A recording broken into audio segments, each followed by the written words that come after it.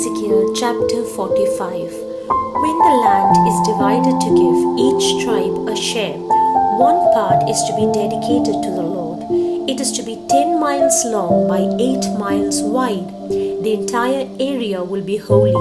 In this area, there is to be a square plot of land for the temple, 840 feet on each side, entirely surrounded by an open space, 84 feet wide. Half of this area, a section 10 miles by 4 miles, is to be measured off. It will contain the temple, the holiest place of all. It will be a holy part of the country set aside for the priests who serve the Lord in his temple. It will contain their houses and the section of land for the temple. The other half of the area is to be set aside for the possession of the Levites who do the work in the temple. There will be towns there for them to live in. Next to the holy area, another section 10 miles long and 2 miles wide is to be set aside for a city where any of the people of Israel may live. Land is also to be set aside for the ruling prince. From the west boundary of the holy area, it will extend west to the Mediterranean Sea, and from the east boundary, it will extend to the eastern border of the country, so that its length will be the same as the length of one of the areas allotted to the tribes of Israel. This area the ruling prince will have in the land of Israel, so that he will no longer oppress the people, but will let the rest of the country belong to the tribes of Israel. The sovereign Lord said, "You have sinned too long, you rulers of Israel. Stop your violence and oppression. Do what is right and just. You must never again drive my people off their land. I, the sovereign Lord, am telling you this. Everyone must use honest weights and measures. The ephah for dry measure is to be equal to the bath for liquid measure. The standard is the omer. The resulting measures are as follows. 1 omer will be equivalent to 10 ephahs and 10 baths. Your weights are to be as follows. 20 gerahs will be equivalent to 1 shekel. 60 shekels will be equivalent to 1 mina. This is the basis on which you are to make your offerings. 1/60th portion from your harvest of wheat, 1/60th portion from your harvest of barley, and 100th portion of your yield of olive oil from your trees. 1 sheep out of every 200 sheep from the meadows of Israel. You are to bring grain offerings, animals to be burnt whole, and animals for fellowship offerings, so that your sins will be forgiven. I, the sovereign Lord, command it. All the people of the land must take these offerings to the ruling prince of Israel. It will be his duty to provide the animals to be burnt whole, the grain offerings and the wine offerings for the whole nation of Israel, and the new moon festivals, the Sabbaths and other festivals. He is to provide the sin offerings, the grain offerings, the offerings to be burnt whole, and the fellowship offerings to take away the sins of the people of Israel. The sovereign Lord said, On the first day of the first month, you ought to sacrifice a bull without any defects and purify the temple. The priest will take some of the blood of this sin offering and put it on the doorposts of the temple and on the 4 corners of the altar and on the posts of the gateways to the inner courtyard. On the 7th day of the month, you ought to do the same thing on behalf of anyone who sins unintentionally or through ignorance. In this way, you will keep the temple holy.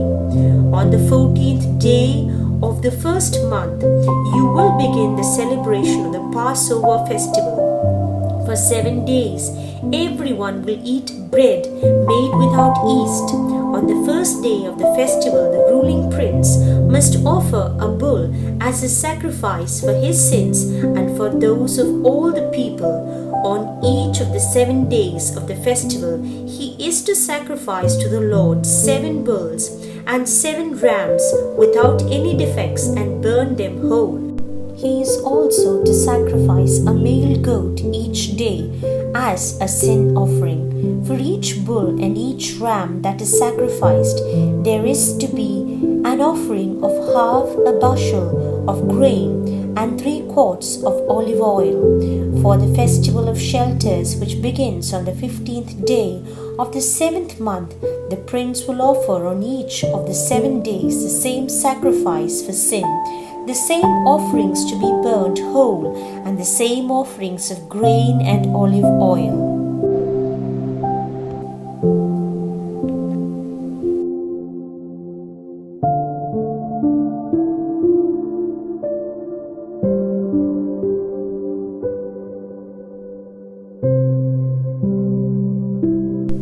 Ezekiel chapter 46.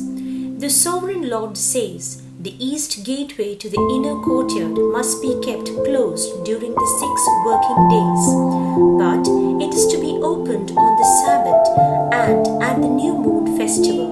The ruling prince will go from the outer courtyard into the entrance room of the gateway and stand beside the posts of the gate while the priests burn his sacrifices whole and offer his fellowship offerings.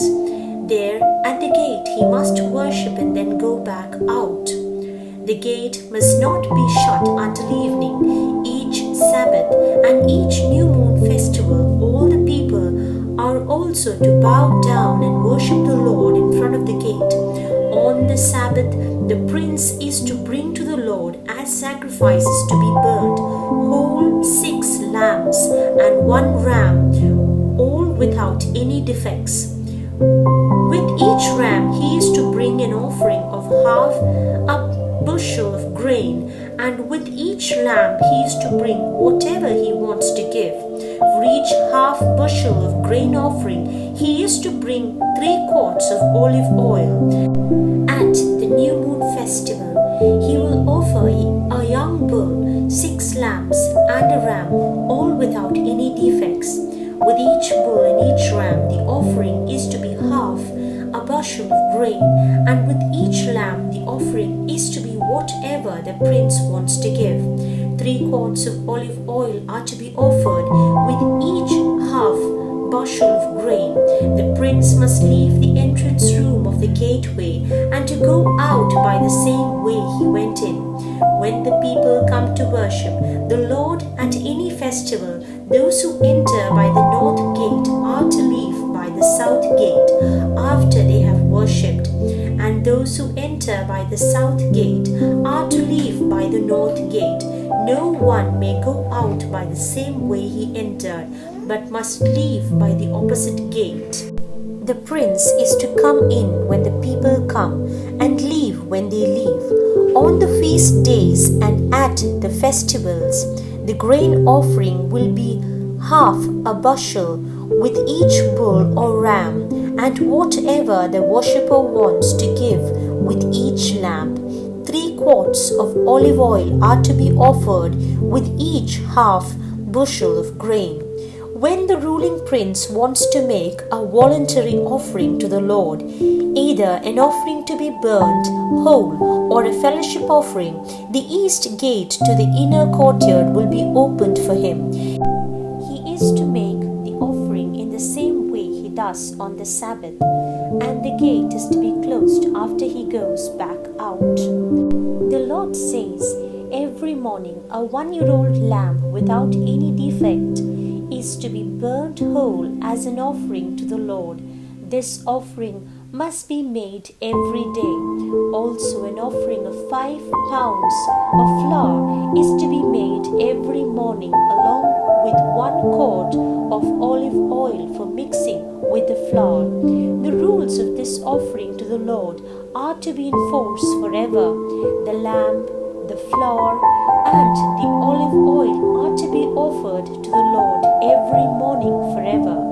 The sovereign Lord commands, if the ruling prince gives any of the land he owns to one of his sons as a present, it will belong belong to that son as a part of his family property. But if the ruling prince gives any of his land to anyone who is in his service, it will become the prince's property again when the year of restoration comes. It belongs to him, and only he and his sons can own it permanently. The ruling prince must not take any of the people's property away from them. Any land he gives to his sons must be from the land that is assigned to him, so that he will not oppress any of my people by taking their land. Then the man took me to the entrance of the rooms facing north, near the gate on the south side of the inner courtyard. These are holy rooms for the priests. He pointed out a place on the west side of the rooms and said, "This is the place where the priests are to boil the meat offered as sacrifices for sin or as repayment offerings, and to bake the offerings of flour, so that nothing holy is carried to the outer courtyard where it might harm the people." Then he led me to the outer courtyard and showed me that in each of its four corners there was a smaller courtyard 68 feet long and 48 feet wide. Each one had a stone wall around it, with fireplaces built against the wall. The man told me, "These are the kitchens where the temple servants are to boil the sacrifices the people offer."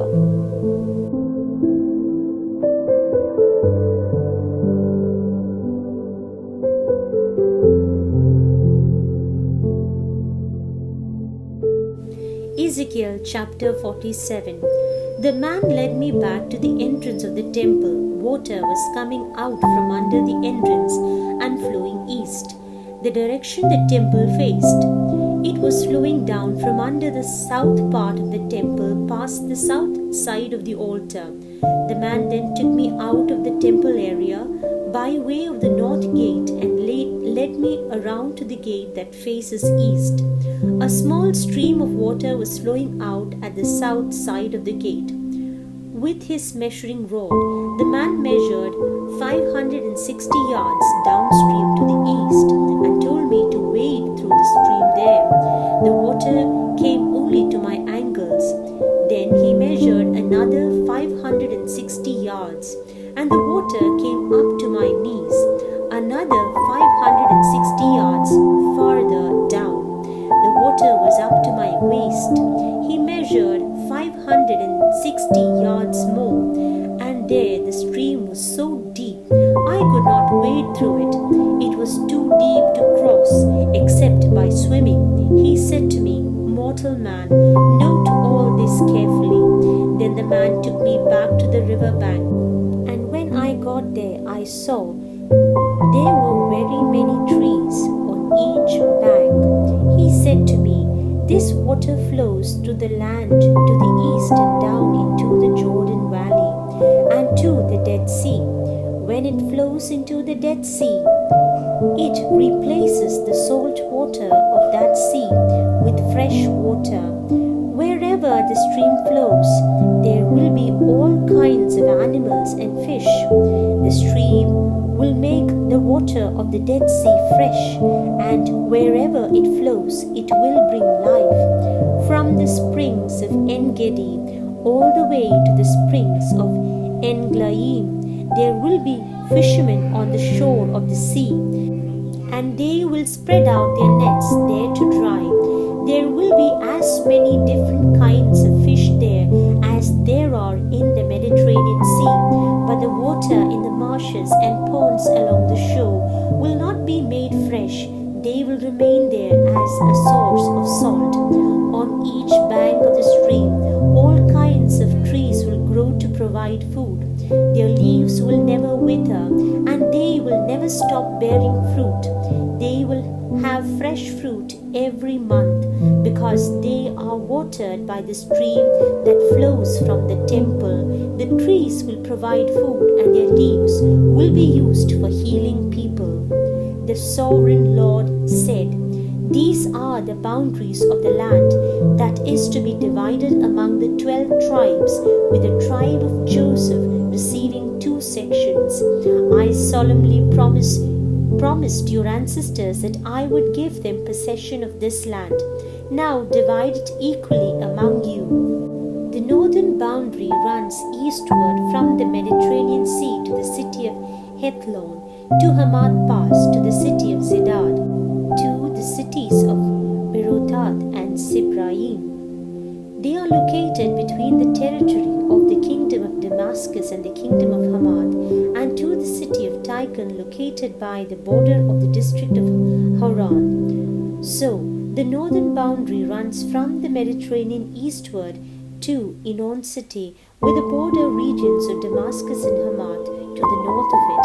The eastern boundary runs south from a point between the territory of Damascus and that of Hauran, with the Jordan River forming the boundary between the land of Israel on the west and Gilead on the east, as far as Tamar on the Dead Sea. The southern boundary runs southwest from Thoma to the oasis of Kadesh, Meribah, and then southwest along the Egyptian border to the Mediterranean Sea. The western boundary is formed by the Mediterranean and runs north to a point west of Hamath Pass. Divide this land among your tribes. It is to be your permanent possession. The foreigners who are living among you and who have had children born here are also to receive their share of the land when you divide it. They are to be treated like full Israelite citizens and are to draw lots for shares of the land along with the tribes of Israel. All foreign